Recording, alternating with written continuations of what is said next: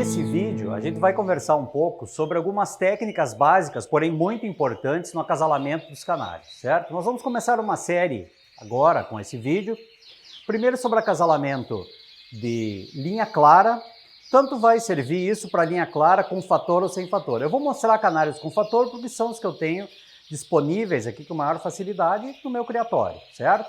Mas nós vamos conversar então sobre acasalamento da linha clara, intensos, nevados e mosaicos, mosaicos linha macho, mosaicos linha fêmea. Nós vamos conversar depois também sobre acasalamentos de oxidados, intensos, nevados e mosaicos. Oxidados, os negros, que seriam então os cobres, os verdes e os azuis. E os canelas, que também a mesma coisa, vai funcionar tanto para com fator como sem fator. Os princípios são os mesmos, o que muda é o lipocromo de fundo. E por fim nós vamos conversar sobre os três diluídos, incluídos aí, que sejam os ágatas, os isabelinos e os acetinados. Hoje nós vamos conversar então, vamos começar esses nossos vídeos conversando sobre o acasalamento da linha clara. O que eu devo observar principalmente para ter um acasalamento de maior sucesso, maiores chances de sucesso na produção de filhotes da linha clara. Como eu falei nos vídeos anteriores, sobre a necessidade de a gente conhecer os nossos canários, de saber como são formados as nossas famílias, os pássaros que a gente expõe no canaril, então eu gostaria de dar algumas recomendações e mostrar na prática, como vocês vão ver em algumas imagens, mostrar na prática como é que a gente vai fazer os acasalamentos. Tá? Então assim, sempre eu uso acasalamentos intensos com nevados. Eu não gosto de acasalar, acho desnecessário acasalar intensos com intensos. Nunca vi, confesso para vocês, no caso de canários de cor da linha clara, nunca vi bons resultados nisso. Nevados com nevados já é um pouco mais normal a gente acasalar, até porque não interfere tanto na plumagem, vai fazer um pássaro ficar bastante redondo, vai fazer continuar um nevadismo muito bom, vai manter um nevadismo muito bom nessa família. No entanto, acasalando intensos com intensos, os duplos intensos que saem desses acasalamentos normalmente apresentam, além das falhas de plumagem, uma forma muito comprida, muito alongada, que não é desejável para concurso. Isso estou falando em termos gerais e da experiência que eu tenho de muitos anos testando esses acasalamentos todos. Portanto, eu posso dizer para vocês hoje assim, eu descarto completamente acasalamento de intenso com intenso e não descarto de nevados com nevados. Mas aí nós vamos então primeiro pensar o seguinte, o que eu tenho que levar em conta no acasalamento então clássico de intenso com nevado? O primeiro fator a ser levado em conta deverá ser a adequação desse pássaro à sua categoria. Por exemplo, um intenso deve ser um bom intenso. E o que isso compreende? Primeiro, deve ter uma expressão de lipocromo muito boa, muito brilho, uma qualidade de plumagem ótima e principalmente não apresentar falhas na distribuição do lipocromo. O Schimmel, na tradução em português, nossa, nós chamamos de nevadismo. Só que esse nevadismo, quando aparece nos intensos, não é o mesmo nevadismo dos canários nevados, ele é diferente. Ele aparece na borda da pena, um pequeno traço de nevadismo. E isso nos intensos é indesejável e é penalizável. Por quê? Porque isso é uma falha na distribuição do lipocromo. O lipocromo não consegue chegar até a ponta da pena. Nos nevados já acontece o contrário, nós temos que cuidar para não acasalar nevados faltando nevadismo ou sobrando nevadismo. Tá? Quando falta nevadismo, isso também é um defeito, porque o nevado deve apresentar o quê? Na ponta de cada pena deve apresentar uma área branca, uma área nevada. Isso tanto para os vermelhos quanto para os amarelos, vermelhos marfins, amarelos marfins, urucuns, bico amarelo nevado. Todos o princípio é o mesmo, deve ser um nevadismo curto e bem distribuído. Com isso, a gente deve cuidar principalmente nos nevados para que os canários não tenham, atrás da linha do pescoço, não tenham colares, como a gente chama. Nas fêmeas, essa concentração é um pouco mais normal e é até certo ponto aceitável, ainda que indesejável. Se a gente puder selecionar fêmeas nevadas sem essa concentração atrás do pescoço, muito melhor, é lógico.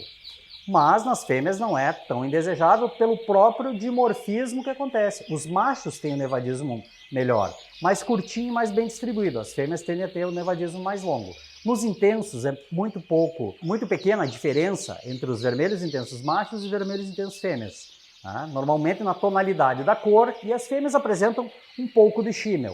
Nas fêmeas, repito, não é tão penalizável, mas sempre deverá ser selecionado para que apareça o menos possível, porque na verdade o que a gente quer é que os canários não tenham shimmer nos nossos intensos, que os nevados tenham uma boa distribuição. Então nós sempre temos que buscar canários com a melhor distribuição possível e mais adequados dentro da sua categoria, sejam intensos, nevados ou mosaicos. Então a gente conversando aqui primeiro sobre intensos e nevados, uma das coisas que a gente deve ter em conta quando verifica os canários, e que muitas vezes a gente perde a atenção nisso, é como é a distribuição do lipocromo nas fêmeas. Porque nos machos a gente cuida muito, vê se o macho tem a asa bem colorida, se ele não tem problema de shimmer, se ele tem o nevadismo bem distribuído, mas acaba descuidando muitas vezes nas fêmeas. E as fêmeas têm diferença entre elas de coloração de asa, coloração de penas longas, cauda, que isso vai transmitir para sua prole, né? O que adianta a gente controlar tanto os machos se não controla nas fêmeas? Se impressiona pela forma da fêmea, distribuição de nevadismo, ou intensidade da cor, e às vezes esquece da coloração das penas longas.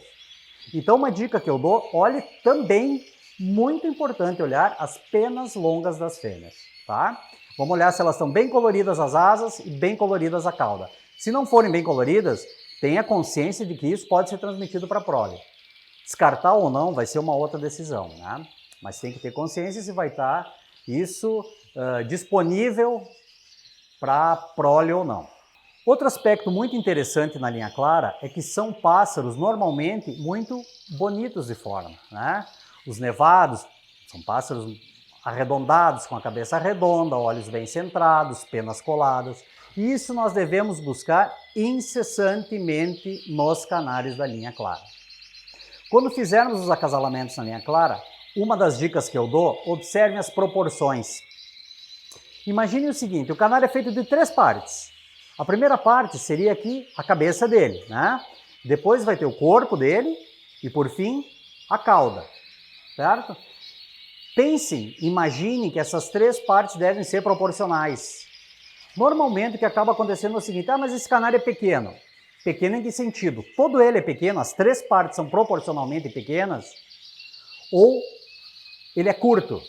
Um canário bastante curto e largo é o que a gente quer, né? Porque vai ter uma forma mais arredondada, vai ter um peito mais avantajado, um dorso mais largo para mostrar lipocromo, desenho, nevadismo, no caso dos melânicos, depois para mostrar o desenho melânico, né? Então a gente tem que ter um canário muito bom de forma. Eu aconselho que sempre olhe o plantel, está fazendo o casal, olhe o plantel de lado. Põe os dois numa gaiola e observa eles pularem de lado para ver como é que ficam. Você vai observar dessa maneira qual animal, seja macho, seja fêmea, tem a cabeça mais arredondada, a fronte mais arredondada, que tenha a angulação correta do dorso, de peito e essas proporções que eu falo de cauda, né, ou rabo, que seja o rabo da mesma proporção do corpo e da proporção do pescoço e cabeça. Porque muitas vezes acontece de ter canários pequenos em tamanho, são canários, normalmente a gente chama os canários mais fininhos, né? Isso acontece bastante nos intensos, mas que eles possuem a cauda muito longa. E isso acaba quebrando totalmente a harmonia da forma dos pássaros. E às vezes a gente tem canários muito bonitos com o corpo, mas com a cabeça pequena, a cabeça chata, pequena em proporção ao tamanho do corpo. Há uma busca muito grande para o acasalamento dos canários em cabeças enormes, muito arredondadas e tal. Isso virou uma obsessão muito grande, principalmente nos criadores de brancos, né? Mas a gente não deve confundir o seguinte, cabeça desproporcionalmente grande também não é desejável. O que a gente quer é um pássaro proporcional, equilibrado e de um aspecto leve. No manual de julgamento que a gente falou nos últimos vídeos aí, está bem determinado o que é uma forma correta. Inclusive, há várias imagens do que seria uma forma muito boa e muito correta. Eu gostaria então que o criador se fixasse bastante nisso. Na hora que estiver fazendo o acasalamento, não cuide somente a cor, intensidade, nevadismo, brilho, mas cuide também a forma dos canários que vai produzir. Isso vai ser muito importante na avaliação geral que vai se ter depois na hora do julgamento. A gente vai primeiro fazer a avaliação se o casal deu certo ou não, os filhotes saíram bonitos e tal. Só que depois esses filhotes provavelmente vão ser avaliados ou para reposição de plantel ou para julgamento. Então a gente deve sempre levar em conta essas informações, se funcionou ou não funcionou o nosso acasalamento naquela época, certo? Então as recomendações para acasalamento de intensos e nevados são principalmente essas. Mais especificamente, nos intensos nós devemos cuidar então a distribuição perfeita do lipocromo, né? Seja ele amarelo, seja vermelho, seja amarelo marfim ou vermelho marfim. E nos nevados, além da melhor distribuição do lipocromo possível, sem áreas de concentração, porque às vezes é muito comum o canário concentrar lipocromo na testa, concentrar nos ombros, ou algumas partes do dorso. No uropígio é normal. Até que ele termine a muda, no uropígio é normal, né?